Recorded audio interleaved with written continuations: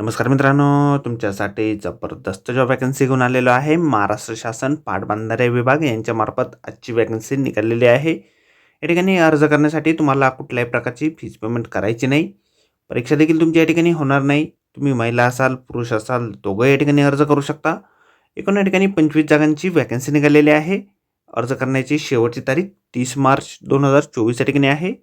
अधिक माहिती जी आहे या ठिकाणी कुठल्या कुठल्या पदांसाठी वॅकन्सी आहे, कोण कोण या ठिकाणी अर्ज करू शकणार आहे, शैक्षणिक अर्थ काय लागणार आहे, अर्ज कुठे करायचे आहेत, सर्व माहिती डिटेलमध्ये आपण आजच्या व्हिडिओमध्ये बघणार आहोत. तर व्हिडिओ शेवटपर्यंत नक्कीच बघा. त्याचबरोबर मित्रांनो, आपण जर आपल्या रॉयल कॉर्नर यूट्यूब चॅनलवरती जर नवीन असाल तर आपल्या रॉयल कॉर्नर यूट्यूब चॅनलला सबस्क्राईब करावं, बेल आयकॉन दाबायला विसरू नका. असेच नोकरी संदर्भातील नवीन नवीन अपडेट्स आपल्याला मिळत राहण्यासाठी. तर सुरू करूया मित्रांनो आजचा व्हिडिओ. तर मित्रांनो, आपण आलेलो आहे अधीक्षक अभियंता जळगाव पाटबंधारे प्रकल्प मंडळ जळगाव यांच्यामार्फत जे ऑफिशियल नोटिफिकेशन निघालेलं आहे वॅकन्सीच्या संदर्भामध्ये, त्यावरती आपण आलेलो आहे. तर स्टेप बाय स्टेप सर्व माहिती आपण या ठिकाणी बघणार आहोत.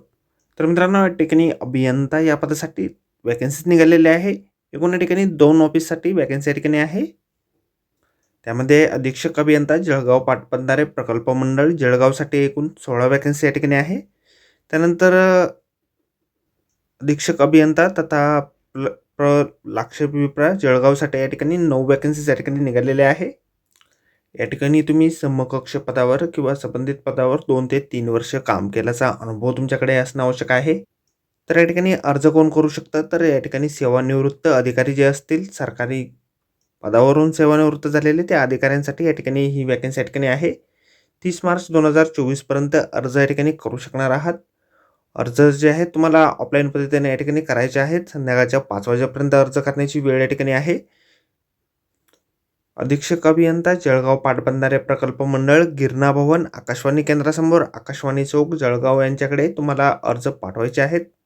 तुमची नेमणूक जी आहे या ठिकाणी कॉन्ट्रॅक्ट पद्धतीवर म्हणजेच करार पद्धतीनुसार या ठिकाणी केली जाणार आहे.